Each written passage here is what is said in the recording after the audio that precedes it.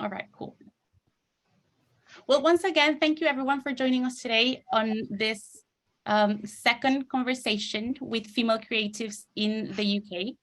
I'm gonna share a little bit of the project that's making everything possible today. Can you see my screen? Mm-hmm. Cool. So this initiative is framed within the DIGIKOMMUNE project, which is an Erasmus project. It's funded by Erasmus. And it's basically, the idea is to promote female creatives online and to help them after the hit that was the pandemic, right? Obviously, COVID-19 really affected the creative sector, and that's what this project is trying to do. So we are Innova Consultancy. We have been a consultancy agency for over 20 years. And what we do is that we try to work in the areas of entrepreneurship, education, employability, and well-being. And we try to give the space to people and to populations that are that has been historically underrepresented. So we try to give them spaces and development opportunities within these 4 areas of expertise. And as I said, the DIGIKOMMUNE project started last year, if I'm not mistaken, and the main objective is to revive and extend methods by which audiences are reached and to help female creatives reinvigorate their businesses online. We work with several partners in the rest of Europe, so these are our partners, and yeah. I just wanted to give you a little bit of the background of the project that's making this event possible. So today we have two very talented guests. Thank you both, Vivi and Helen, for accepting the invitation to be here with us today. And the dynamic is going to be quite simple. Each of them is going to have, they're going to have 20 minutes, around 20 minutes, to showcase a little bit of their work, what they do, how they got to their craft, and where we can get in touch with them in case any one of us is interested in commissioning them for anything. So first, we're gonna say hi to Helen. Helen is a creator with an emphasis on upcycling and the use of innovative textile arts materials and techniques.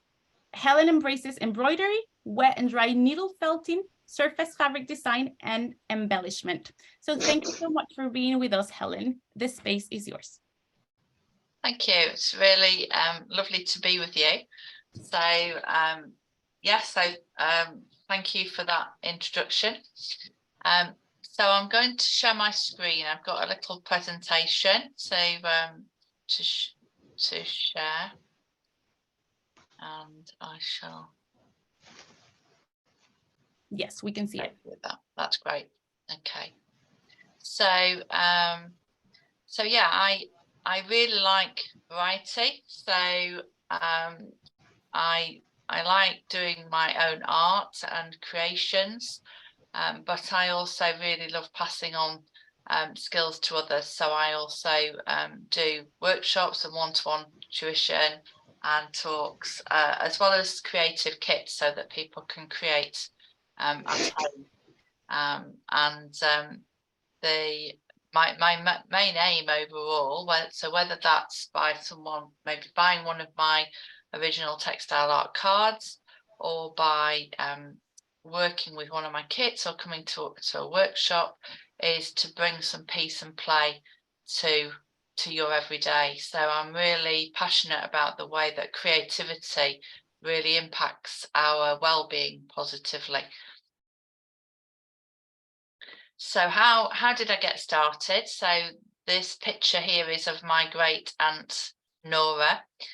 So she's really the hero in my story of getting going, and you can read more about this in my blog, a blog that I wrote in September last year called Believing That You Can Do It, and about the 3 special gifts really that my great aunt Nora gave me. So she gave me time and encouragement and the belief that I could do it. So my mum, I'd been wanting to learn how to use a sewing machine. This is the kind of Singer sewing machine my mum had. So I was 7 years old, and my mum was adamant I was far too young to use her sewing machine. And being quite a persistent person, I didn't let that rest, and I eventually won. And my great aunt Nora said she'd be willing to show me how to use it and get me going on it. So she was quite dismayed, as was I guess, was that as part of my first lesson, actually the sewing machine needle went through my thumb, and it wasn't just any thumb, it was actually my left hand, which was the thumb that I sucked at 7 years old. So I was really incapacitated, having a bandaged thumb, but it didn't put me off. And I still that was the start of my my journey that I just love in using a sewing machine. So that means that you started when you were still quite young then, Helen? Yeah, when I was 7, and actually I really enjoyed it. I've not done as much since COVID, but I love working with children as well as with adults of any age. So I love doing that. And my mum then obviously really realised how serious I was, and she bought me my first own sewing machine when I was for my 16th birthday. And I went on to do an applied textiles qualification. So the sort of three big things in my value. Oh, and that's a picture of me using the Bernina, this old Bernina. I've got it next to me now, so I still use the sewing machine that I got when I was 16. So as I say, it's about bringing some peace and play to every day. And it's, as you said in the introduction, Regina, that I really love mixing up and combining techniques and materials. I really want to keep that playfulness of that question of, well, what if I do this? What if I use what I know how to do with that in this situation with this material? And that's what I encourage in others as well, not to stop playing. And then another key thing is about upcycling. So the idea of worn reborn. So what I'm wearing today was originally several pairs of jeans and some shirts, and then I've made the binding around my neck and the armholes out of a brushed cotton pajamas, so that it's all nice and comfy as well. So repurposing unwanted fabric, haberdashery, reusing packaging is really key to what I'm about. Oops, it's not gone either. Why has it stopped going? Let's try. There we go. So this is an example of some upcycling. I used men's silk ties and also a vintage piece of hexagon patchwork in the middle that had been passed on, and then I used a wool blanket as the inner bit of the quilt there, and I entered that in a exhibition which was all about the Bronte, Emily Bronte's book, where she's got the quote about splendid shreds of silk and satin, and I guess it shows that I think outside the box really, because mine was the only circular quilt. The idea was to do a mini quilt, and that's some of the other entries for the exhibition there. So that was actually at a museum in Halifax, but also it was exhibited at the NEC too. So I've been featured in a range of different magazines, and I think in a way that sort of shows the mix of both local and national, and also about the idea of the textile art, but also the mixed media. So I really like mixing things up. Quick So question, Helen. yeah, Sorry go to on. interrupt Yeah, you. no. You were saying that you've been featured in those magazines. How did that happen? Did they contact you? I'm asking because maybe some of the female artists joining us today, like that, if you could just share with us how do you get a space in these magazines? Really a variety, really. So the Telegraph was, I think, on all occasions, really just writing a press release about something. So the most recent was when I was in the end of 1920. I was selected to be one of Small Business Britain, 100 businesses. So there was I wrote a press release about that. So I was one of the 100 businesses that were featured by them in 2021.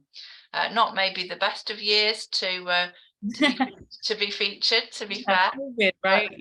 But yeah, and the Festival of Quilts really was through me going and meeting someone that I'd been doing some blogging with, and she was teaching there, and I said, oh, that sounds really fascinating. How do you get to teach at something like this?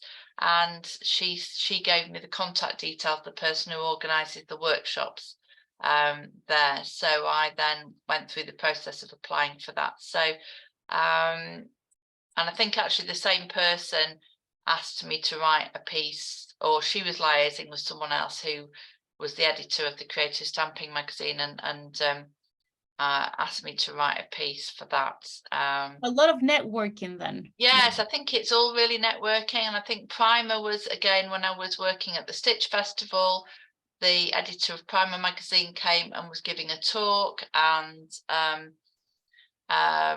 I just went up afterwards and talked to her. So I think a lot of it is about feeling the fear and doing it anyway, really. And I guess really having to remind yourself, well, what's the worst thing that can happen? And I think also that idea of perseverance. So like I said about persevering with my mum and nagging her to let me use her sewing machine when I was little. Well, I think, and again, that idea of playfulness, I think keeping on being persevering as well, and a bit like a lot of children do, of going, well, this is what I want to do, so I'm going to just keep going at it. So I think with the Primer magazine, the editor put me in contact with the craft editor, and then she but she didn't get back to me at first. I think I had to, I left it a few months in between, but I think I had to contact her 2 or 3 times and just say, oh, just wondering if you've thought about the email that I sent on blah de blah. I perhaps re-forwarded that email to her, and then I think maybe after the 3rd time, yes, she did put a feature in. Perseverance. Yes, and also I think, again, networking, because actually you don't always, although you always ask and say, please tell me if you do feature me, then that doesn't often happen. So like with Primer, I think it was one of my workshop attendees who basically said, oh, I've just seen your picture in Primer, and I said, oh, and then I think she brought her copy round for me, and I think the same with the most recent Sheffield Telegraph as well. It was someone seeing it and letting me know. Oops, I'll go back. So my inspiration is very much really feel fortunate living where I do, in Sheffield, on the edge of the Peak District. So I really love spending time outside, so whether that's in my own garden or out in the countryside. So a lot of my work reflects on that.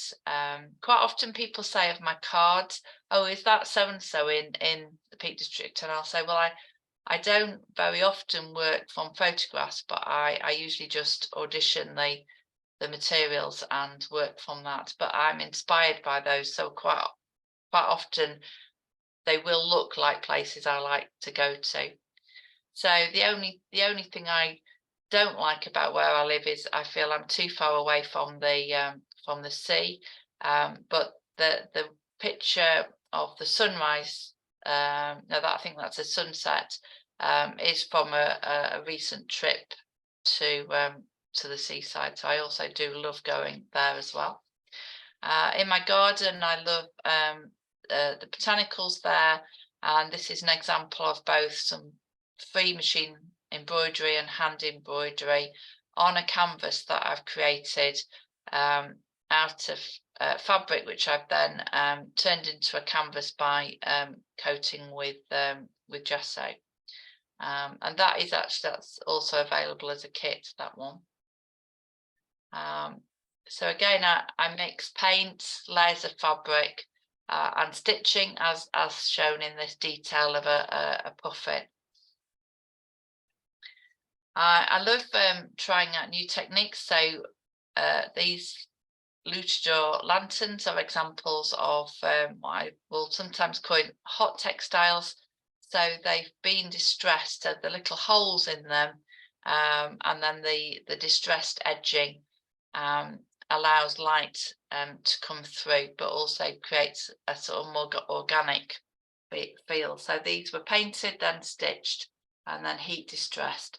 So the weight of luchador I prefer using, probably you might have come across it on the bottom of say a divan bed. It's often stapled to the bottom of a divan bed, but we can use a material that's maybe usually used in that situation in textile art as well.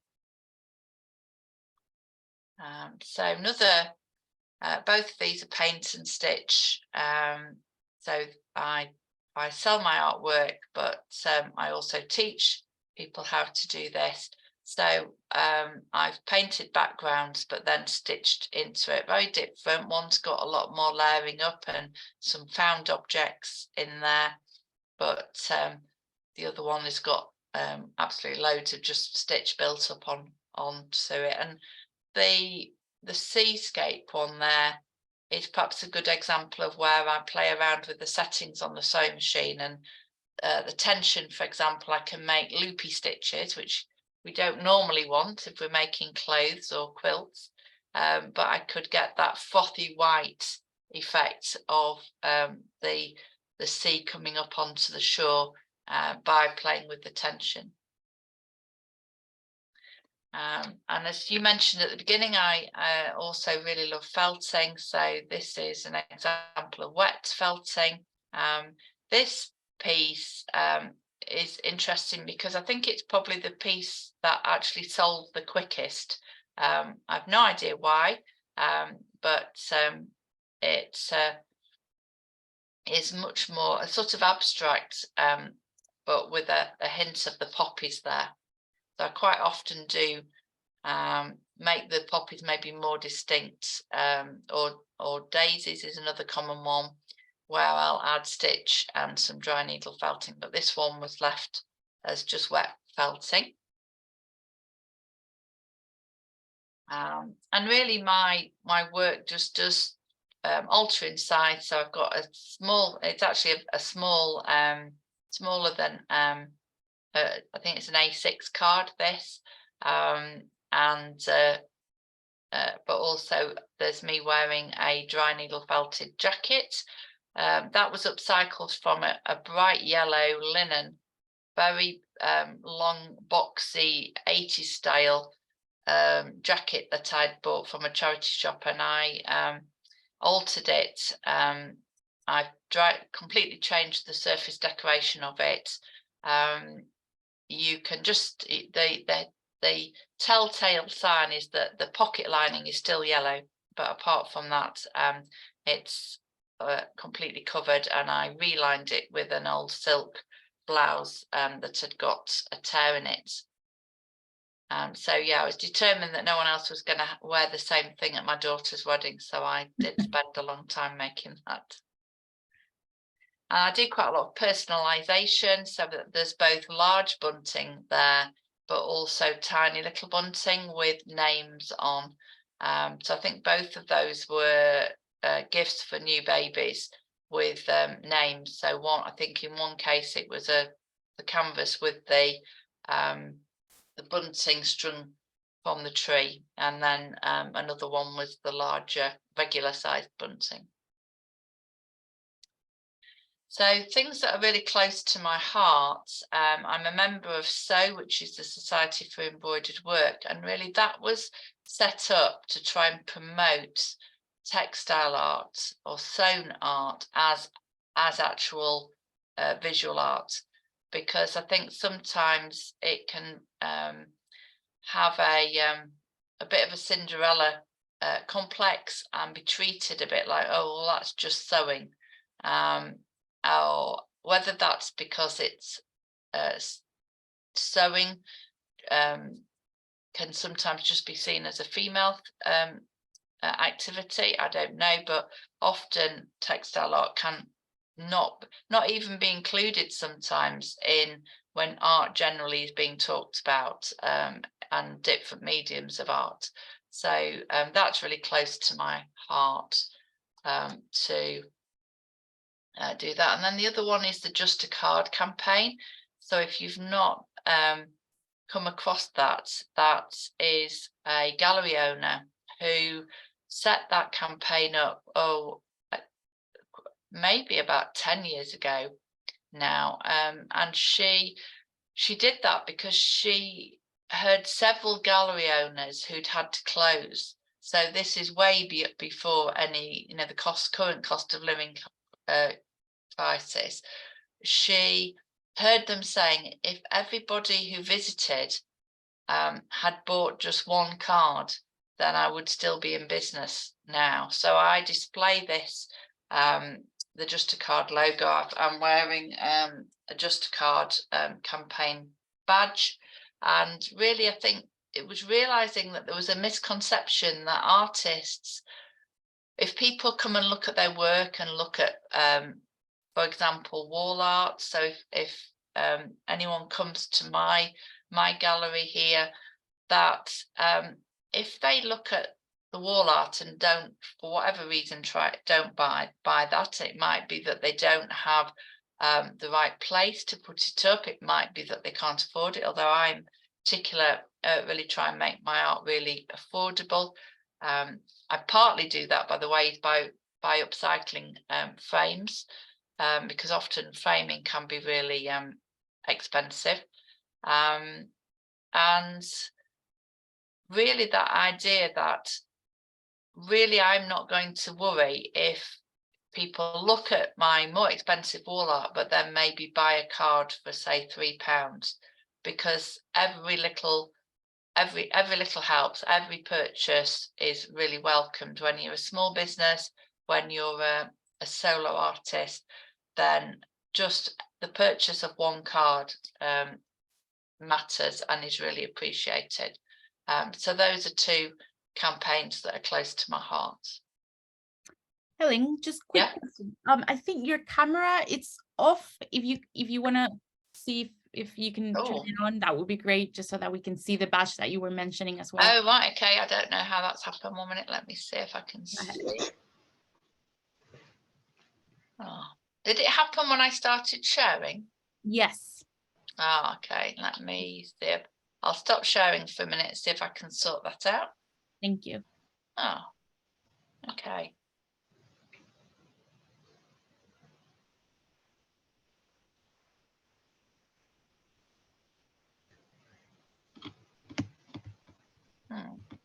Saying it's not starting the video. Just 1 minute. I shall try again.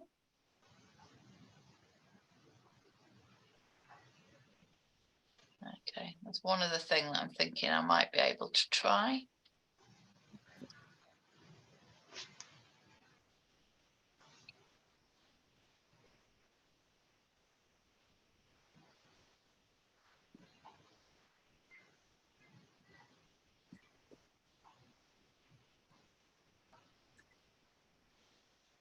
Wrong one. That's my. You can see, yeah, we can see you from above. Yeah, now. you can see my work surface. Right, let me put that one. You're obviously at your Yeah, work. there we go. Yeah. Yeah. So this is the badge I was talking about. But all right, cool. it has the same bird and thing and a little heart on the top of it. So yeah, I'll go back to sharing. Excellent, thank you. And there we go back to where we were. Must be nearly through now. Bear with me, just 1 minute.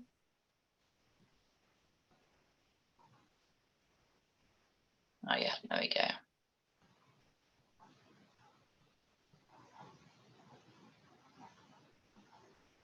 No, it's not wanting to go to the big one.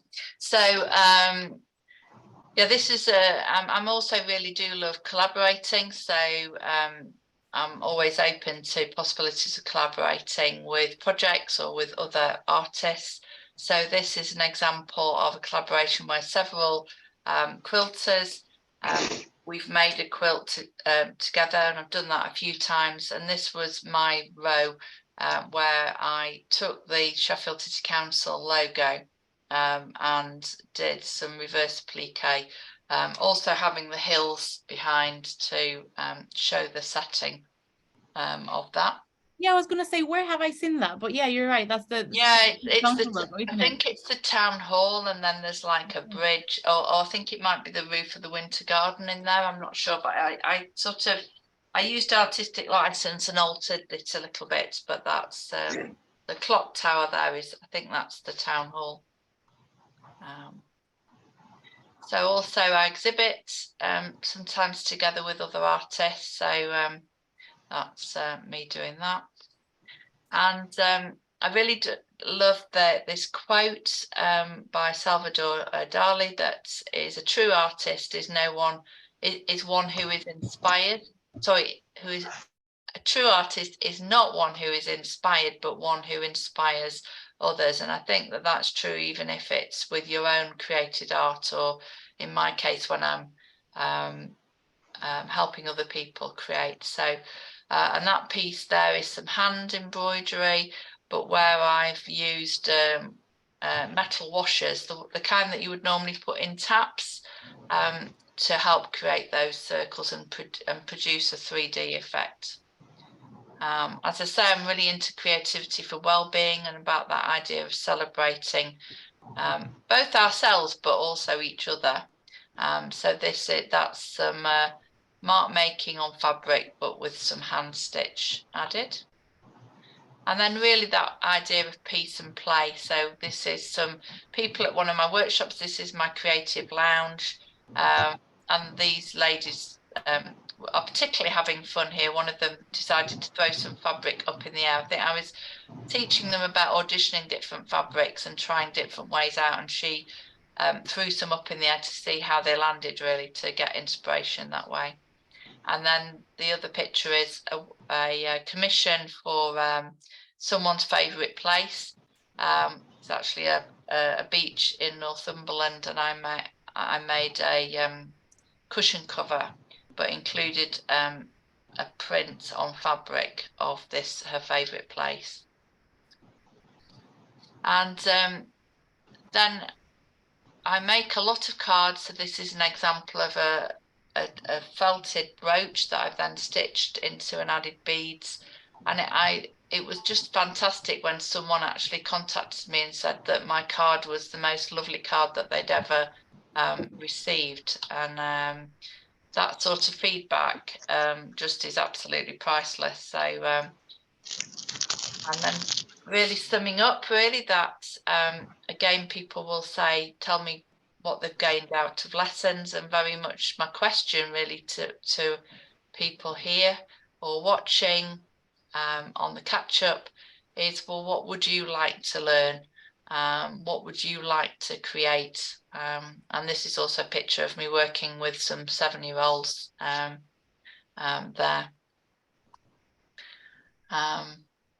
Yeah, what have I got coming up? Well, one thing that I have done is filmed some of my workshops and filmed some demonstrations, and I'm now working through the laborious and less enjoyable side of editing those films and creating a digital course. So this seascape in progress where I've used lots of different materials, where I've heat distressed Tyvek to make the seaweed, and I've also incorporated some shells that I found and some driftwood.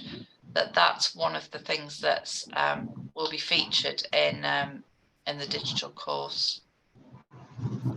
So please do get in touch, whether it's any tuition or about giving a talk to a group, or whether you'd like to come and just visit the Creative Lounge and have a cuppa and have a look at my art. And indeed, you might just want one card. And that is a QR code. The best way to keep in touch with me is my monthly emails. I don't do them more often than that. And I'll just see if I can make this bigger. No, it's not wanting to. I've already shared with everyone your social media so that they can follow you. Okay, that's great. Thank you so much, Helen. Yeah. Okay, so, and I do hope everyone has a really happy weekend. So I'll stop sharing. It's great the way you mix techniques and how you venture yourself into thinking outside the box, like you were saying. In a couple of minutes, and after Vivi's presentation, we can discuss a little bit more about your work and what you showcase right now. So thank you so much. Now we're gonna give way to Vivi Rivas. She is the mind behind the project Visor Clay. Vivi is an industrial designer from Mexico City, now based in Sheffield. And she started studying ceramics and experimenting with different techniques. She thinks pottery and ceramics is a passion for a lifetime, that which every steps require patience and care. So Vivi, thank you for joining us today. The space is Hi, everyone. Hi, thank you, Regina. And again, thank you for inviting me to be part of these talks. It was interesting to think about talking about my work and my art, my creative process, because I'm not used to do that. So let me share my screen. I can see that you're in your studio. Yeah, I'm here. Maybe I can show you some. Just a second. Okay, can you see that? Yes, it's working. Thank you. Perfect. So, hi everyone, I'm Viviana. I was born in Mexico City 30 years ago. I'm the youngest of two daughters. All my childhood, my parents tried to keep us really active and trying all sorts of creative expressions and artistic expressions, with dance classes, theater, and singing classes.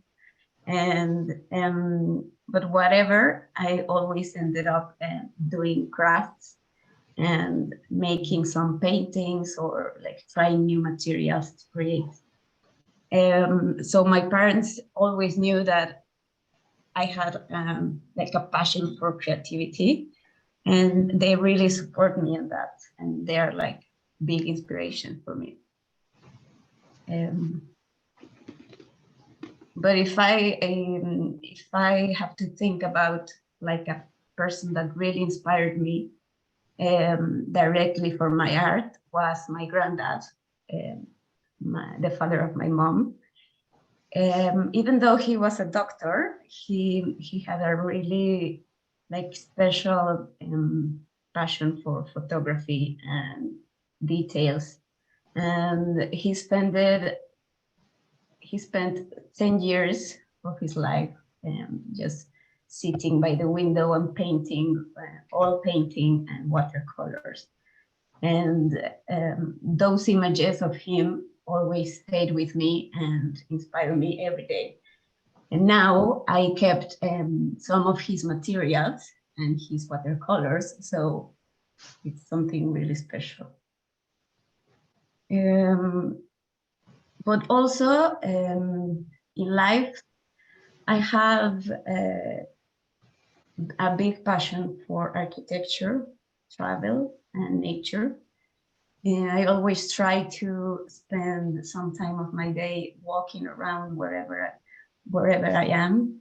and I love to just to discover new places and watch people. And sometimes those are the moments that when the best ideas come to me, and like they just stay in my mind, and at some point they come back and I can create something from that. So after school, I knew I wanted to study something related to design. And I discovered industrial design specifically. So I chose to study a degree in that. And I think it gave me a lot of knowledge in design methods. And like, I just discovered a lot of materials that I didn't know before. And yeah, those were like some of the first steps where I discovered ceramics. After that, I took a professional path in design studios as a project manager. And then I had the opportunity to manage a design shop in Mexico City. So I knew a lot of talented and independent designers that made products, furniture, and fashion. And I also love to work with them and collaborate with them. In 2020, my partner and I decided to make some big steps. So we got married in June, and 4 months later, we moved to the UK. 1 month after that, we found a house in Sheffield, and we started a new adventure. And this is our British family. Okay, so for me, my watercolor work is something that I often just keep for myself. I don't share it much, but I wanted to show you some of these illustrations and paintings, because I think they are like really related to some shapes that I put on my ceramics work.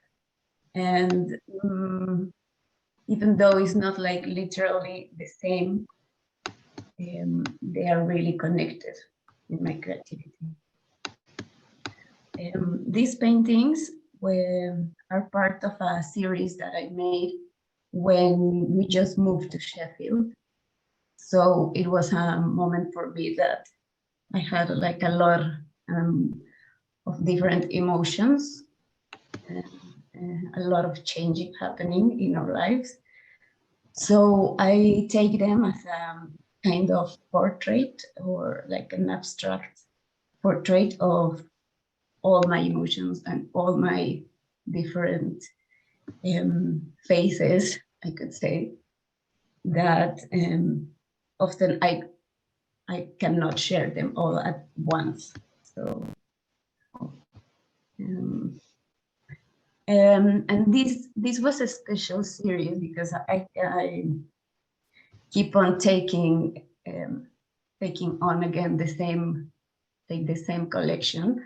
And it's interesting for me to see, even though it already happened like 2 years ago,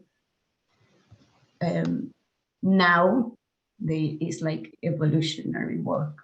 So, and it's also like very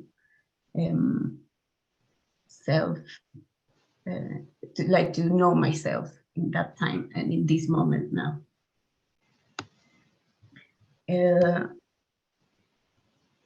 So watercolor for me is like the way I can just create, like in some time that I have for myself. And I really enjoy doing it. And it's also when I'm doing that and I'm painting, when I have like new ideas for my ceramics. Okay, so pottery is my biggest passion in life since 10 years ago. I remember very well my first experience with clay.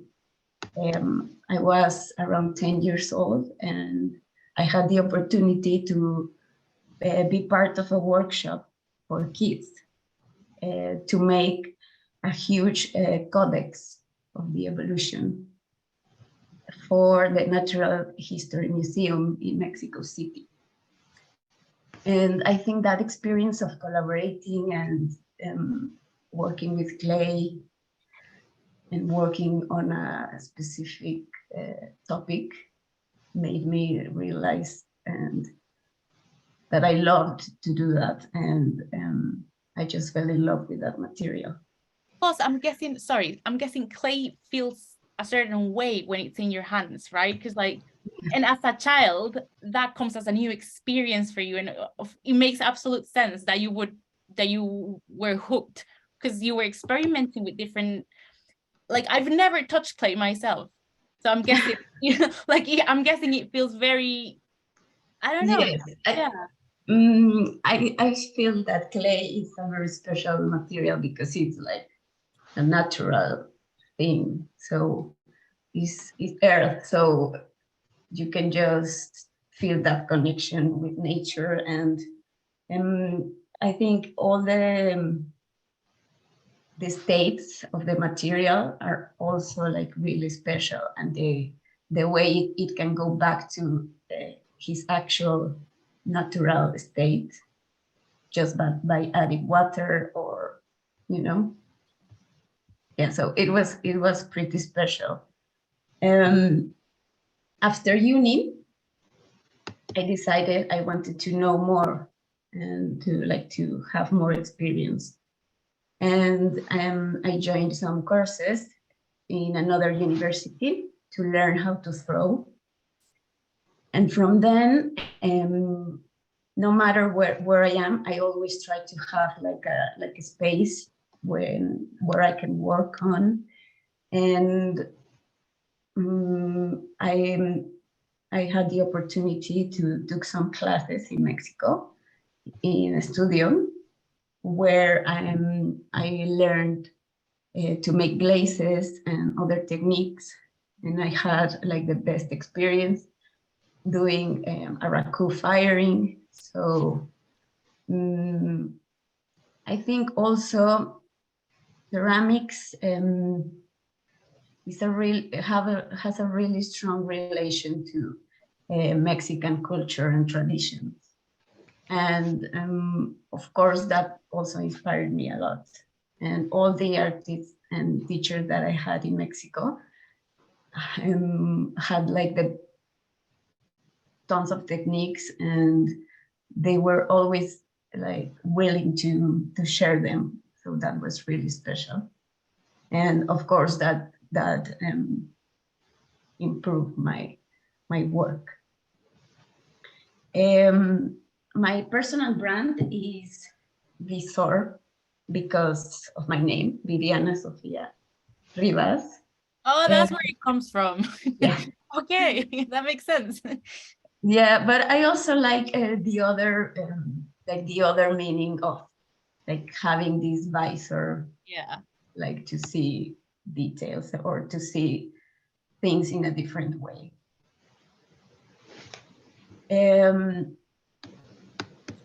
So in general, pottery has become like my special place and something that helps me stay grounded. When I think about it, there have been like different moments in my life with big changes, and pottery has helped me like get through the waves of life. For example, after school, I was struggling like which path did I wanted to take, and this helped me a lot, like to be calm and grounded and know myself. And then I lived in Boston for 1 year, as a nanny. And it was like a really good experience, but also one of the hardest experience that I had. And 3 months after I was there, I found a studio where I could work on my pottery. So that was like a breath of life for difficult moments. And now in Sheffield has happened the same. I decided to look for a place, and I found a class in the art house. So I took that class, which helped me a lot, like to know what's going on here and how was my creative process at this moment. And 1 month later, I found an opportunity to share this studio at Block Projects with another ceramist that's called Marnie Waghorn. And she's been really supportive, and it's really good to have like a group of people to share ideas and work.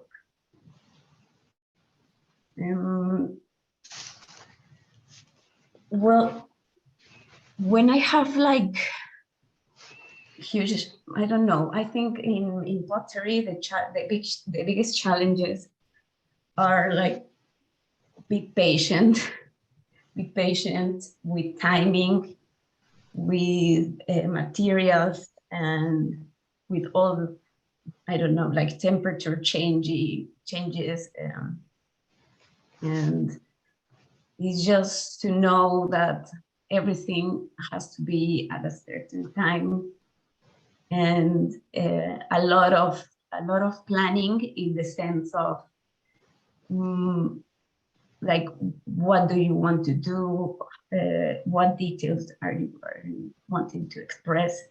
Or what techniques do you want to try? And most of it is observing and taking notes. And this has been a challenge for me because I'm really like just improvise driven, and I have learned to like really take some practical notes and numbers, measurements, everything to get better at my work.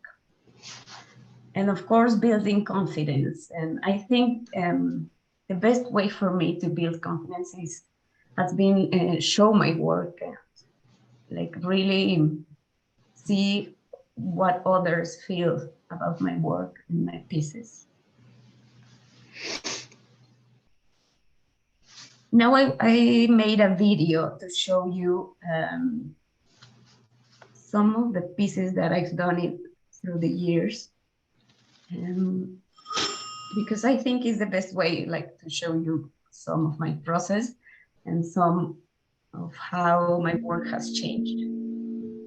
Wait, we're not seeing it. I think I can hear it, but I cannot see it. So if you want to stop sharing your screen and try again just with the video.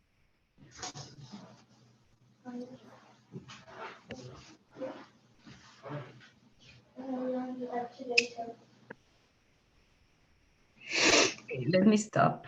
Yeah, that's better. I share with everyone's Viser's Clay social media as well, and Helen's as well. If you want to take a look at that, it's on the chat. Can you see that? Yeah, we're good.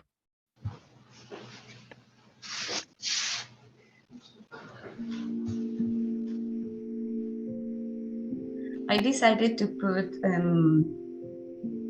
add some of my work from Mexico, from Boston, and my actual work from Sheffield, just to show the evolution, but also how I use similar shapes, like how I have worked on like making my own signature. Yeah, my own signature of this sort of way.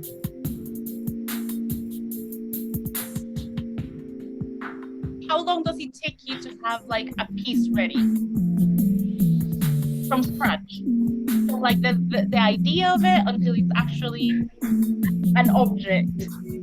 Well, depends a lot because of the firings, but just count like hours. Maybe 1 or 2 days. 2 days, I would say. But I really like to work on several pieces at once. And sometimes I make like whole collections.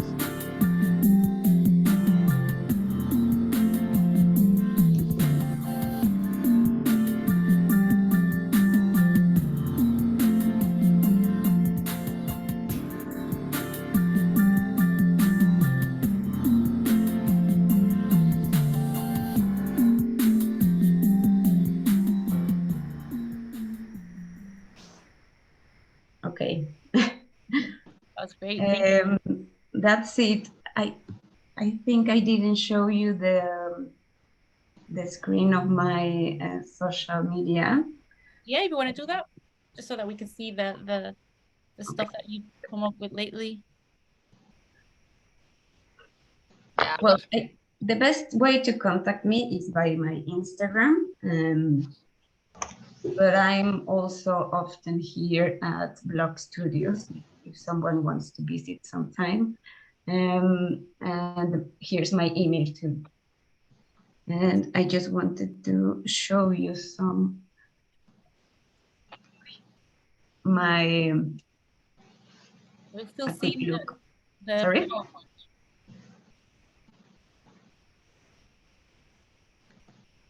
That's what's Just, showing.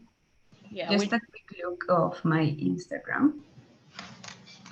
And here you can find, well, wait.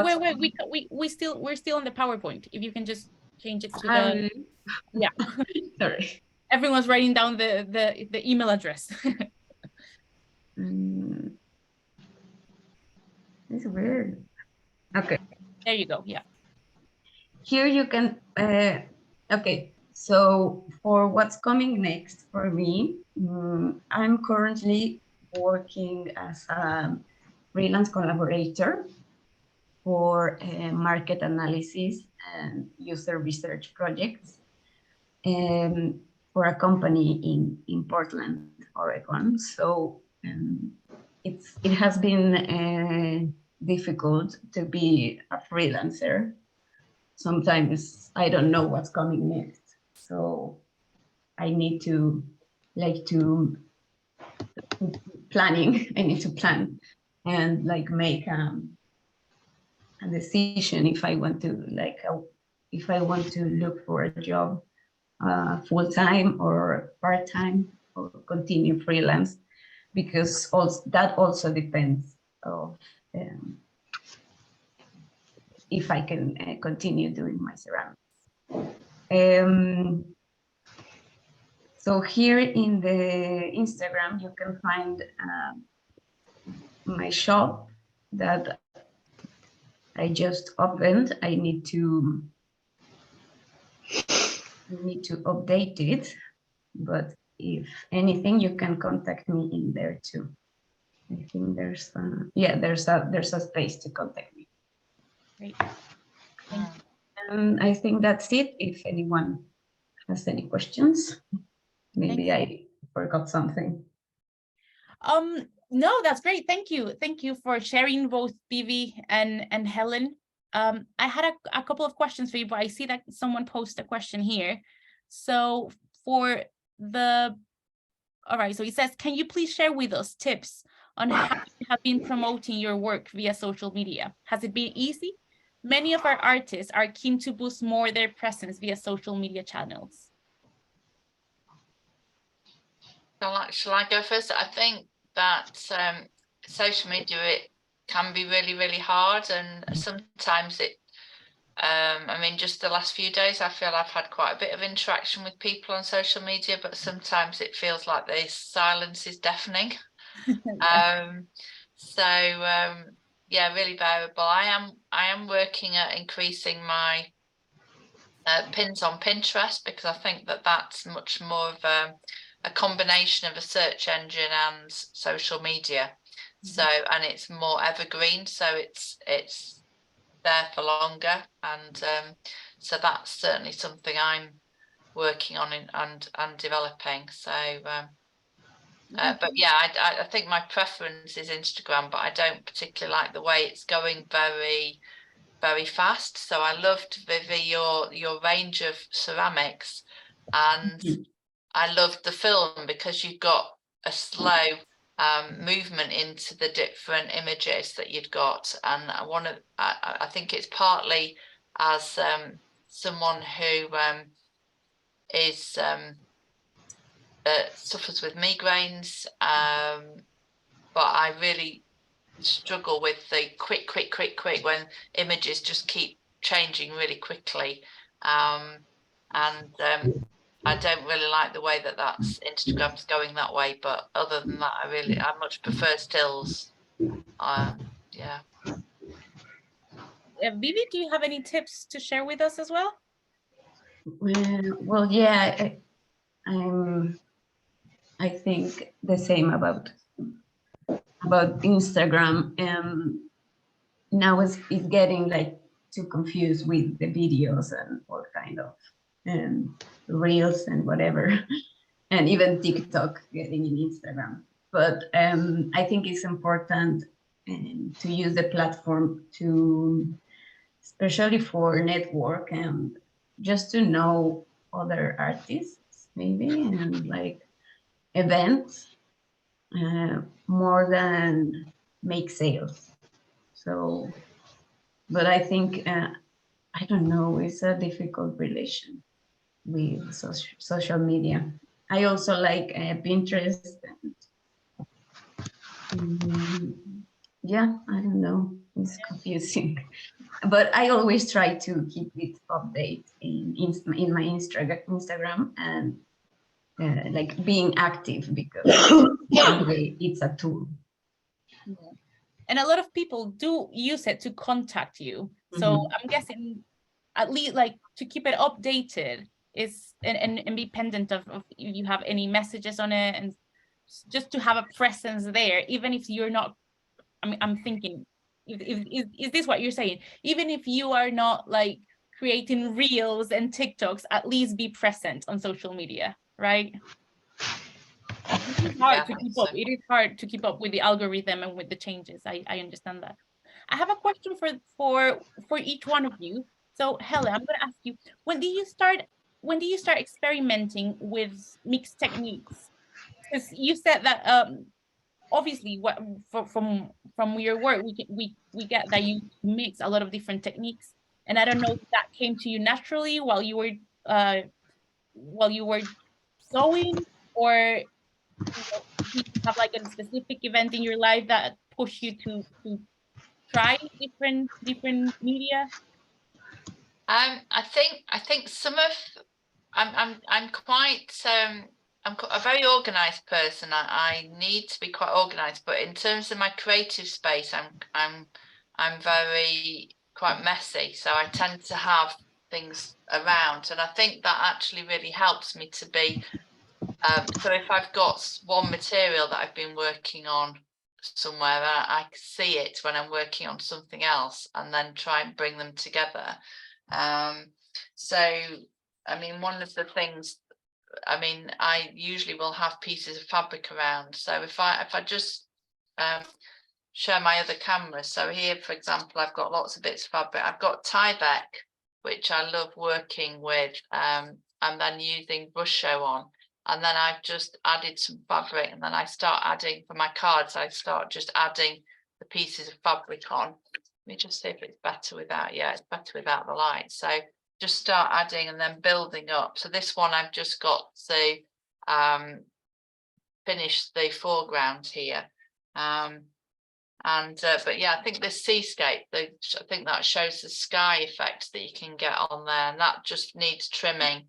And then the next stage would be putting it onto the card and mounting it. So there's quite a few stages in that, and then just thinking, oh, how could I use this? So, and I would be really interested in collaborating with you, Vivi. I think that it'd be nice to, because this is an example of a bowl that is just made from threads.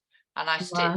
stitch into soluble film, which then isn't there anymore once I've dissolved it. So that's made with threads, and then this one is a felted one.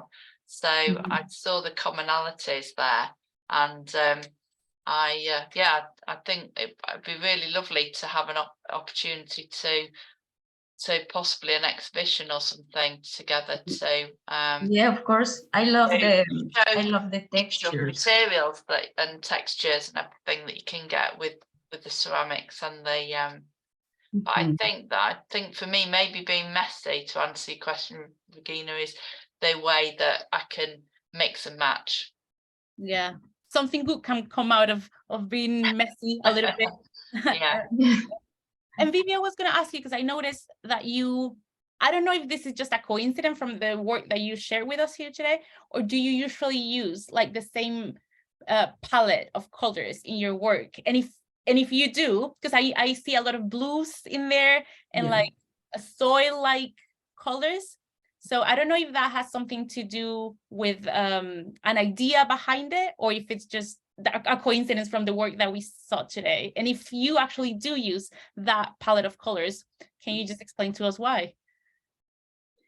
It has just been like finding my palette.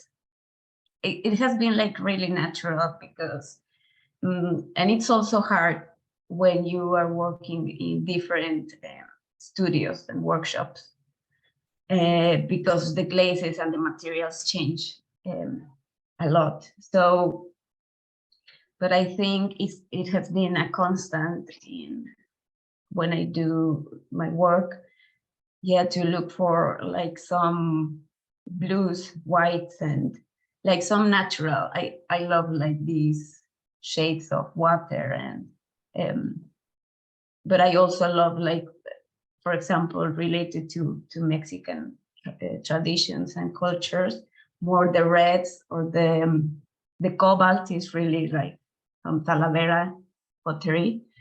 So I think it has a lot to do with that. And now that I have my own space, and I'm like choosing my own glazes, it has become more experimental to find my own palette.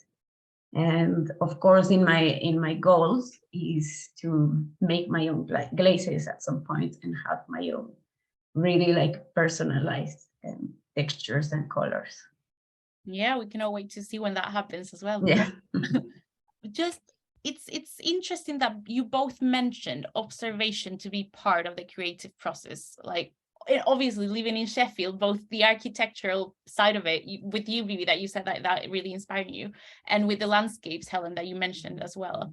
And I just want to, before we end, because we're running out of time, I just want to bring back to what Helen said about certain disciplines within the art world not being considered as art. And this classification of art is quite authoritarian, it's quite limited, and it doesn't give way to all these different kinds of expressions that you have been experimenting with. So I don't know if anyone else from the audience has any questions before we say goodbye to our artists today. All right. So to close this space, I'm gonna ask you both to maybe, do you have any tips that you would like to give people starting with art and businesses? Is there anything that you would advise? I think Diane's raising her hand. Stay on for a minute afterwards. I have a small question afterwards. All right. So Diane, do you want to go with your question, and then they can think of the tip. Yeah. In the meantime. Vivi, I was enjoying your slides, and I missed the last one of your family. It wasn't up very long before you started showing your watercolors. So maybe at the end you can show me. Okay. Yeah, cool. So any tips, Helen or Vivi, for especially female creatives, right? Starting their businesses in art? Well, I would say I have learned that the most important part is to give time for yourself and for your practice, because sometimes it's easy to get going with life, and you forget everything, and you forget about your creativeness, and you realize that you're just in a job that you don't even like, and you're just going like forward and backwards from life. And that happened to me when I started to work in retail. And when I realized that I had stopped like all my creativeness for 2 or 3 years, because I just like kept going with life. So I realized it was very important to me to have at least some time for myself and for my art. If every day would be ideal, but at least in the week. And just to not lose your inspiration and your creativity. And also learn a lot from failure, and don't be so hard on yourself as a judge, because sometimes we are like the hardest judges with our work. So learn from it and observe. And if you want to like just hide the thing for some weeks and then come back, that's fine, but like make peace with it and with the failure. Thank you.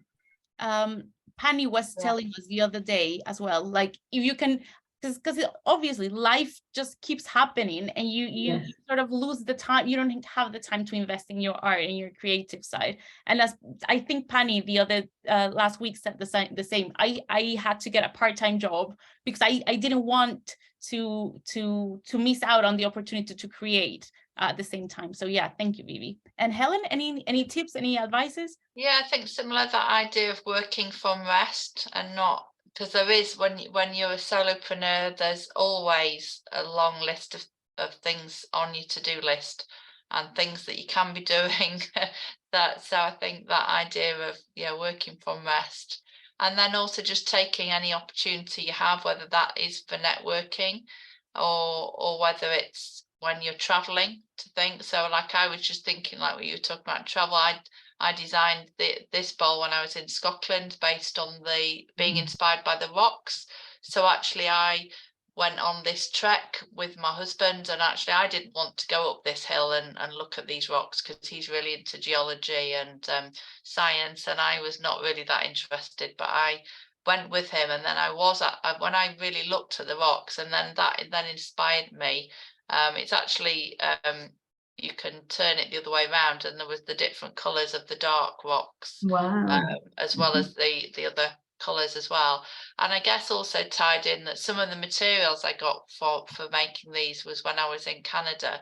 So actually I think that's almost just taking that opportunity of seeing where you can be inspired, or where you can develop your skills and add to the different materials, or whatever, is wherever you are.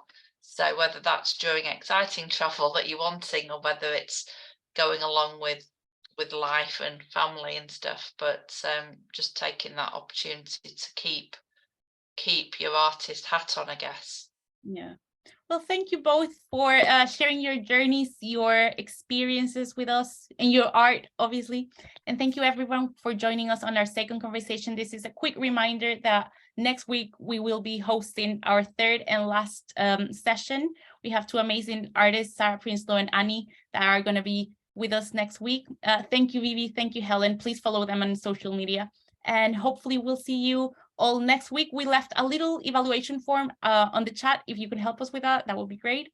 And yeah, thank you so much for sharing, and we'll see you next week. Can I please ask you to click, if you click on the evaluation form, because when we close this room, you will not have the link. So if before we close, that will be very much appreciated. Have a fantastic weekend. Congratulations, both of our artists. So inspirational. Bye, thank you. Bye. Bye, everyone. Bye-bye.